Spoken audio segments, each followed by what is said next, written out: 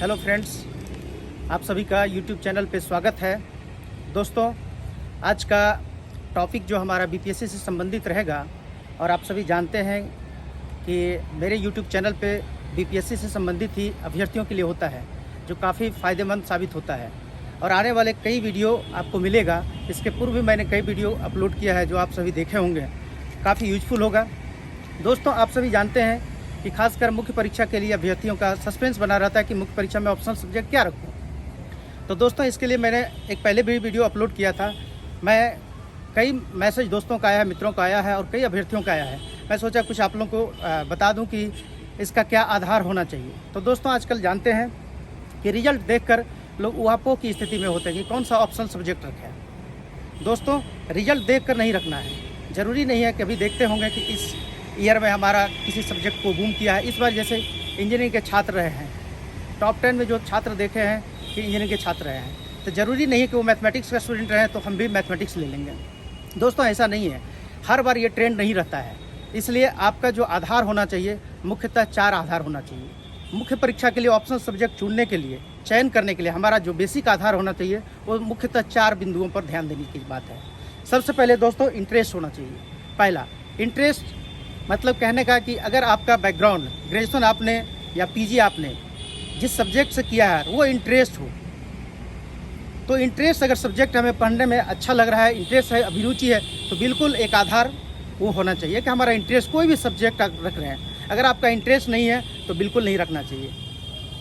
कुछ सब्जेक्ट है जिसका सिलेक्शन करना चाहिए, जो मैं आगे बताने जा रहा हूँ। तो सबसे पहला है कि आपका उस सब्जेक्ट में इंटरेस्ट होना चाहिए, आपका बैकग्राउंड ग्रेजुएशन होना चाहिए, या हो सकता है कि एकेडमिक ईयर में आपने यूं ही रख लिया और सिर्फ पढ़कर आप पास कर गए हो, तो लेकिन आपका इंटरेस्ट नहीं है तो आपको चयन करने में दिक्कत होगी। तो आप उसको बदल दें और आप सिलेक्शन दूसरे सब्जेक्ट पर नज़र दौड़ा सकते हैं। तो पहला इंटरेस्ट। दूसरा दोस्तों, गाइडेंस। अगर आप मान लिया जाए कि कोई सब्जेक्ट आपका ग्रेजुएशन रहा है और वो इंटरेस्ट नहीं रहा है, तो ये देखना चाहिए कि हमारे गाइडेंस देने वाले कोई टीचर हो, कोई संस्थान हो, कोई इंस्टीट्यूट हो, तो वहाँ अगर गाइडेंस अच्छे तरीके से आपको मिलता है, अगर आपका एकेडमिक कोई और सब्जेक्ट रहा है और दूसरे सब्जेक्ट का आप चयन करने जा रहा है और दूसरे सब्जेक्ट में इंटरेस्ट आपका है, तो गाइड अगर आपको करने वाले कोई टीचर हैं तो सही गाइडेंस अगर आपको मिलता है तो बिल्कुल गाइडेंस के अनुरूप उस सब्जेक्ट का भी चयन करना चाहिए। दोस्तों, तीसरी बात, बुक की अवेलेबिलिटी, बुक की उपलब्धता। जो आप सब्जेक्ट रखने जा रहे हैं, क्या मार्केट में वो सारे संसाधन हमारे पास उपलब्ध है? क्या वो बुक हमारे पास मटेरियल उपलब्ध है? क्या संस्थान में वैसे सब्जेक्ट का अच्छे टीचर हैं?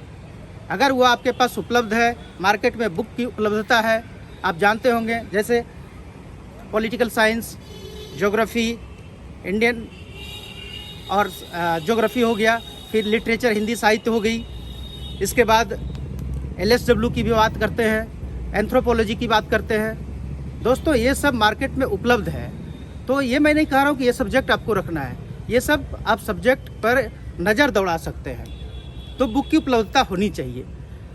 चौथी बात दोस्तों, अगर आपका इंटरेस्ट है, आपका इंटरेस्ट रहने के साथ साथ अगर आपका गाइडेंस सही है, बुक की उपलब्धता है सही, और अंतिम आपको कॉन्फिडेंट, आपके ऊपर ये देखना होगा कि क्या खुद में मेरे कॉन्फिडेंट है कि जिस सब्जेक्ट का चयन मैं किया हूँ उस सब्जेक्ट से हमें सफलता मिल सकती है, क्योंकि ये चारों आधार मेरे अंदर है और इस सब्जेक्ट को हम लेकर आगे बढ़ सकते हैं।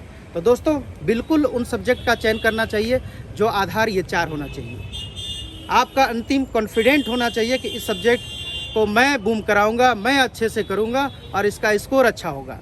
दोस्तों, स्कोर आपके अंदर से होता है, स्कोरिंग पेपर आपके लिए होता है।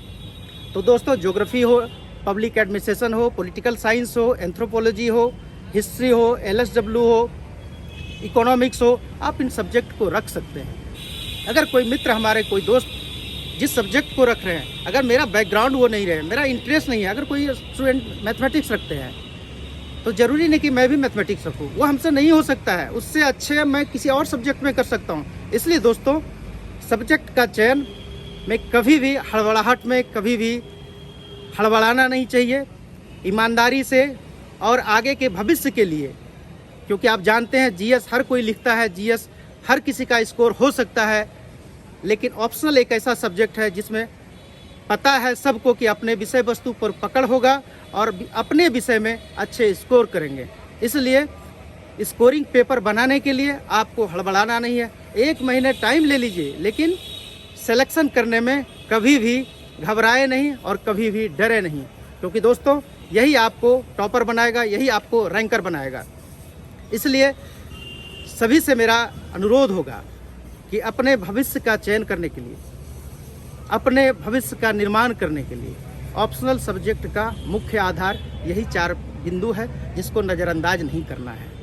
इसलिए दोस्तों किसी बीपीएससी में रिजल्ट किसी सब्जेक्ट को अगर देख रहेंगे ये सब्जेक्ट का अच्छा स्कोर किया है, ऐसी बात नहीं है। कोई भी माध्यम का स्टूडेंट हो, सब्जेक्ट सिलेक्शन में आपके ऊपर निर्भर करता है। इसलिए दोस्तों कभी भी घबराए नहीं और आत्मविश्वास के साथ, कॉन्फिडेंट के साथ बने रहेंगे और आगे तैयारी करेंगे। सबसे अधिक आपको राइटिंग प्रैक्टिस करना है। आंसर राइटिंग प्रैक्टिस जितना करेंगे कॉन्फिडेंट आपके अंदर उतना ही आएगा। आज के लिए दोस्तों इतना ही। Thank you so much. Thank you.